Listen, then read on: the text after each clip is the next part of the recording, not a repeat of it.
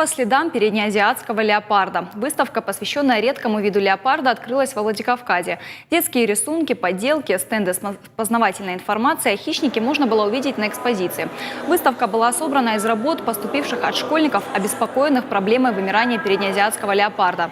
Самые интересные работы отметили грамотами и призами во время церемонии открытия выставки. В ближайшие дни в Национальный музей должны привезти останки последнего переднеазиатского леопарда, который погиб около 70 лет назад. Они хранятся в музее Южно-Осетинского госуниверситета.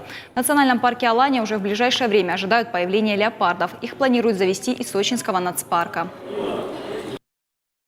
Я знаю, что переднеазиатский леопард – вымирающий вид, и мне бы очень хотелось, чтобы он вернулся в Осетию. И мы с классом решили нарисовать плакат, на нем изображен сам леопард переднеазиатский, и написано «Осетия тебя ждет».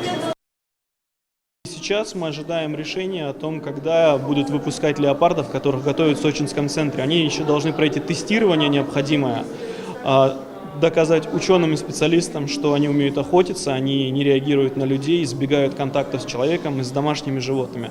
Только после этого мы узнаем о том, кто из котят готов к выпуску в дикую природу, на волю, и тогда мы поймем, можно ли в этом году выпускать леопарда в Осетии.